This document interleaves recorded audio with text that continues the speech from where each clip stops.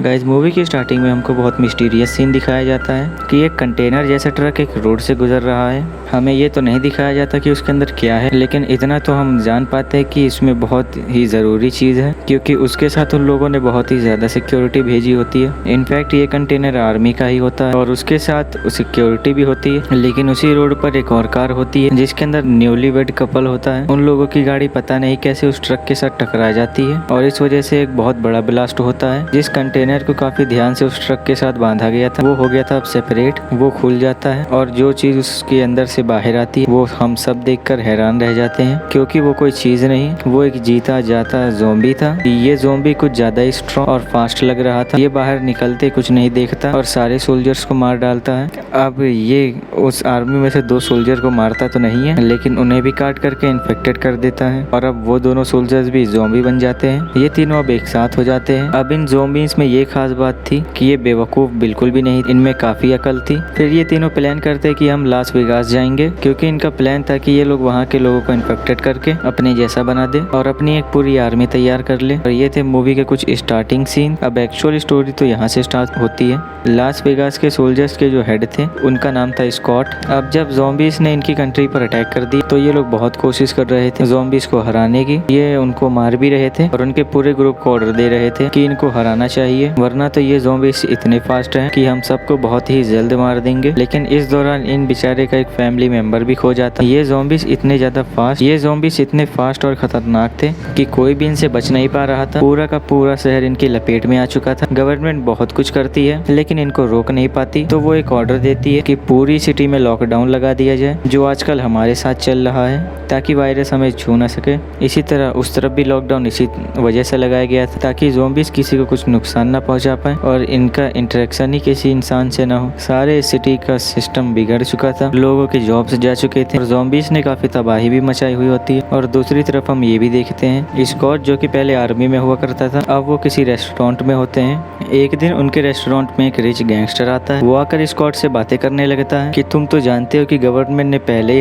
हर जगह लॉकडाउन लगा रखा है। जहाँ पर वो ज़ॉम्बीज़ को कंट्रोल नहीं कर पा रहे, वो उस जगह को ब्लास्ट करने की कोशिश करते हैं और उन्होंने कहा कि जिन जिन की बिलोंगिंग वहाँ पर ज़रूरी चीज़ें हैं किसी तरह उनको पहुँचा दी जाएंगी। लेकिन तुमने मेरा नाम तो सुना ही होगा, मैं एक बहुत बड़ा कसिनो चलाता हूँ और उसमें मेरे $200 मिलियन हैं। और अब हम सब जानते हैं कि कसिनो में इतने ज़्यादा पैसे रखना या फिर इतनी ज़्यादा डीलिंग करना गलत बात है ना। तो वो गैंगस्टर गवर्नमेंट से इस चीज़ की हेल्प नहीं ले सकता, इसीलिए वो तरीके ढूंढ रहा था वो किसी से कहकर अपने पैसे सेव कर ले ताकि वो उन ब्लास्ट में ज़ाया ना हो जाए। तो वो स्कॉच को ऑफर करता है कि तुम मेरे ही कसिनो से मेरे वो पैसे वापस ले आओ और मैं तुम्हें भी $50 मिलियन दूंगा। स्कॉट को तो पहले अपने कानों पर यकीन ही नहीं होता, लेकिन ना तो वो पहले ज़्यादा इंटरेस्टेड था इस काम को करने में, लेकिन जब वो सोचता है कि $50 मिलियन उसकी ज़िंदगी चेंज कर सकते हैं तो क्यों ना मैं इस चीज़ को ट्राई करूँ। वो गैंगस्टर स्कॉच से बताता है कि तुम्हारे पास अब सिर्फ 36 आवर्स हैं, यानी कि 1 और आधा दिन। उससे पहले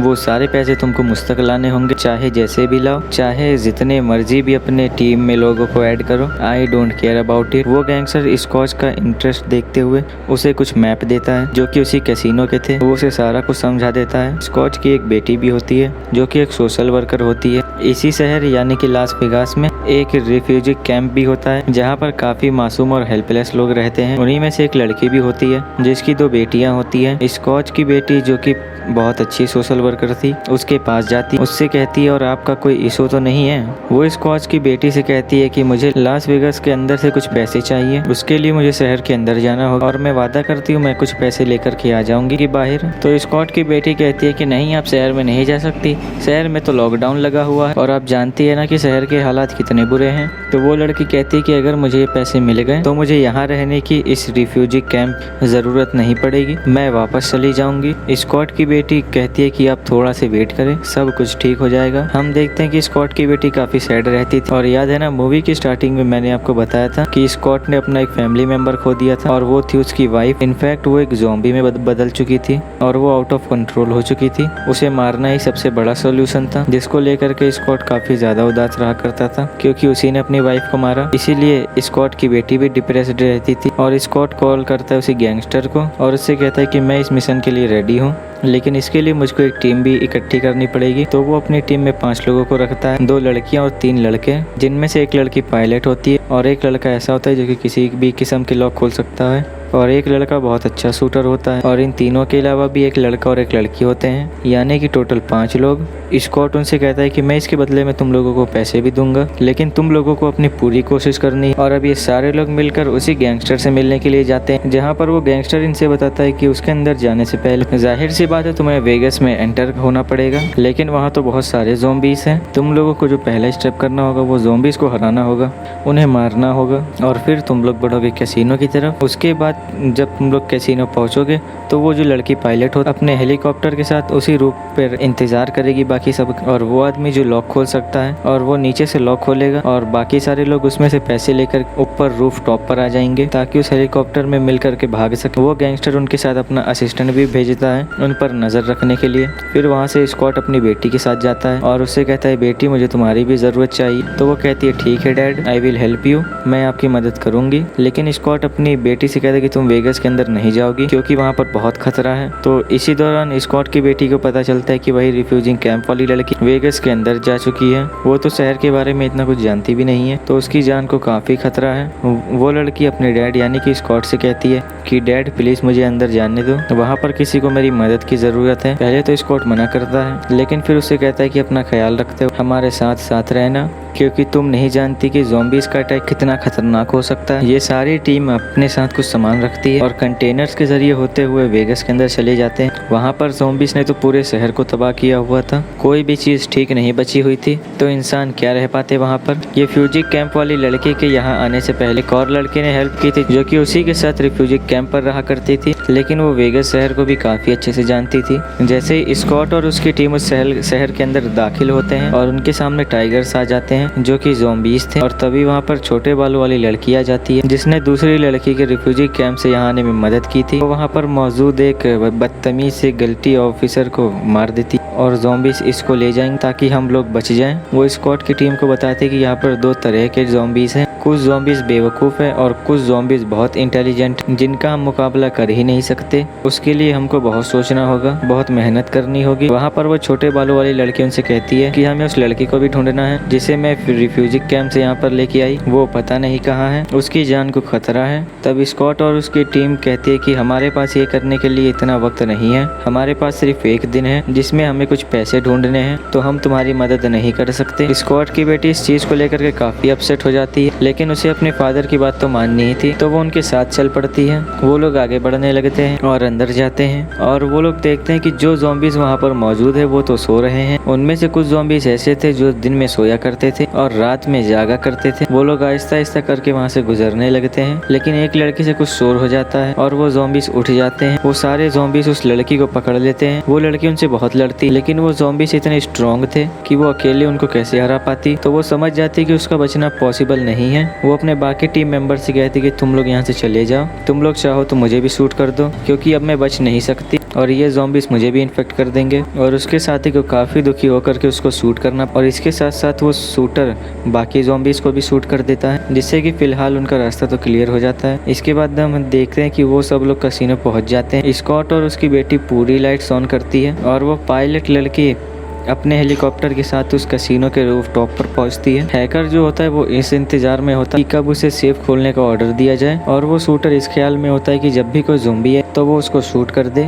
और पीछे बचता है एक लड़का और एक छोटे बालों वाली लड़की जो कि रिफ्यूजी कैंप से आई थी। वो दोनों भी यही ख्याल रख रहे थे कि ज़ॉम्बीज़ उन पर कहीं अटैक न कर दे। अब वो सब लोग जब उस कैसीनो के अंदर चले जाते हैं तो वो आदमी जो सेफ खोलने वाला होता है, और वो आदमी उनसे कहता है कि इतने ज़्यादा इस लॉकर में पैसे पड़े और यहाँ पर कोई सेफ्टी ना हो, ऐसा तो पॉसिबल ही नहीं है। उस गैंगस्टर ने, उस आदमी ने यहाँ पर बहुत हाई सिक्योरिटी लगाई होगी। यहाँ पर कुछ ट्रैप्स भी हो सकते हैं जिन्हें हम देख नहीं पा रहे हैं। तो इसके लिए मेरे पास एक आइडिया है, हम यहाँ पर ना ज़ॉम्बीज़ को बुलाते हैं और अगर यहाँ पर कोई ट्रैप हुआ तो सबसे पहले ज़ॉम्बीज़ ही उस ट्रैप में आ जाएंगे और वो उन ट्रैप्स में फंस जाएंगे और हमारे लिए रास्ता क्लियर हो जाएगा। और बाहर वो छोटे बालों वाली लड़की शूट करती है जिससे कि सारे ज़ॉम्बीज़ उनकी तरफ आने लगते हैं। और जैसे ही वो लोग आते हैं वो लोग खुद को प्रोटेक्ट करके छुपा लेते हैं और ज़ॉम्बीज़ उन ट्रैप में फंसने लगते हैं। और कभी उनके ऊपर फायर होता है तो कभी उनके ऊपर छोटे छोटे एरोज शूट होते हैं ऑटोमेटिकली। बाहर वो छोटे बालों वाली लड़की को उस दूसरे लड़के के बारे में पता चलता जो रिफ्यूजी कैंप से लड़की आई थी, उसको ज़ॉम्बीज़ के लीडर ने कैद किया होता है। यानी कि सबसे पहला ज़ॉम्बी जो कि कंटेनर से आज़ाद हुआ, वो आदमी उस छोटे बालों वाली लड़की से कहता है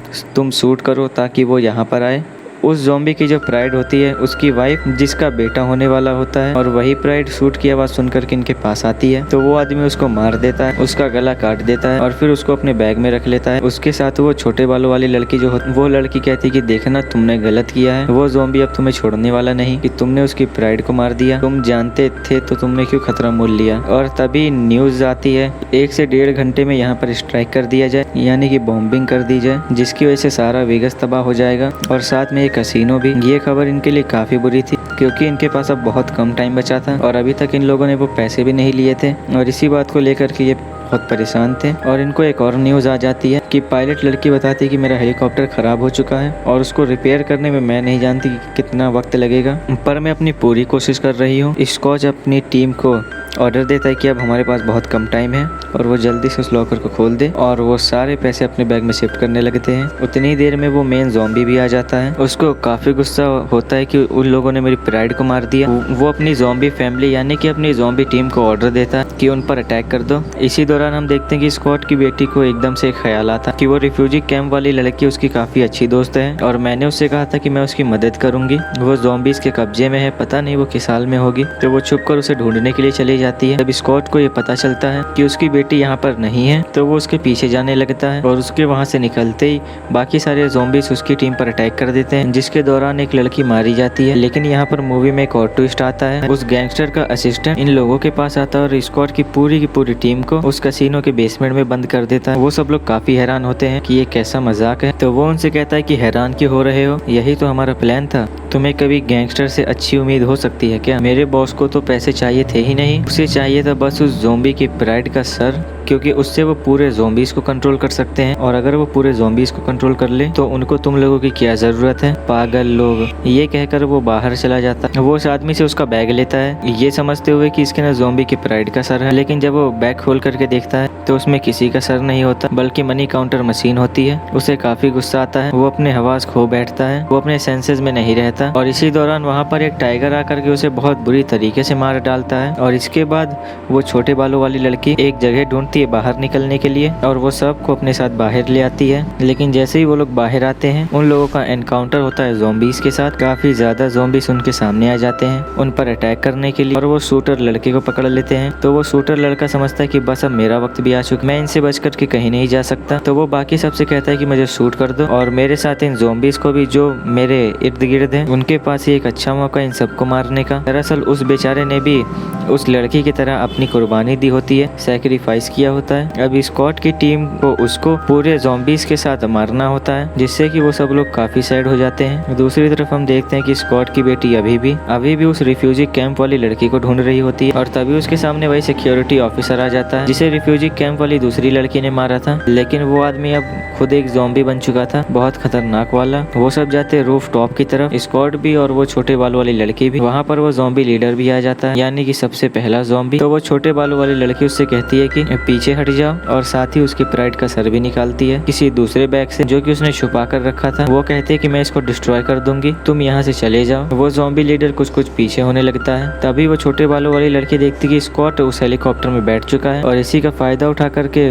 वो ज़ॉम्बी छोटे बालों वाली लड़की के ऊपर अटैक कर देता है, उसे जान से ही मार डालता है, क्योंकि मैंने आपको बताया ना कि वो कितना तेज था। और वो लड़की भी मरने से पहले उस प्राइड का सर नीचे गिरा देती है, जिससे कि उसका सर क्रश हो जाता है। जानते हैं कि उस ज़ॉम्बी के प्राइड का सर जिंदा था, उसे अभी उसकी बॉडी के साथ लगा दिया जाए तो वो दोबारा से जिंदा हो सकती थी। इसलिए उस लड़की ने बहुत अच्छा काम किया जो कि उसका सर क्रश कर दिया ताकि वो दोबारा ना जिंदा हो सके। स्कॉट जब हेलीकॉप्टर में बैठा होता तो वो उस पायलट लड़की से कहता है कि हम वो सारी मनी अपने साथ नहीं लाए। वो सारी प्लानिंग बताता है उस गैंगस्टर की और ये भी बताता है कि मेरी बेटी खो चुकी है और अब मुझे उसको ढूंढना है। और दूसरी तरफ हम देखते हैं कि कि स्कॉट की बेटी ने उस रिफ्यूजी कैंप वाली लड़की को बचा लिया होता है, लेकिन उनके पीछे वो सिक्योरिटी ऑफिसर भी होता है जो कि अब ज़ॉम्बी बन चुका था। लेकिन स्कॉट की बेटी काफी ब्रेव होती है, वो उसे भी मार डालती, लेकिन इसके फौरन साथ ही वो ज़ॉम्बी लीडर भी वहाँ पर आ जाता है अपने बाकी ज़ॉम्बी साथियों के साथ और स्कॉट की बेटी पर अटैक करने की कोशिश करता है। लेकिन स्कॉट भी बहुत मेहनत के बाद उस जगह पर पहुंच चुका था जहाँ पर उसकी बेटी थी।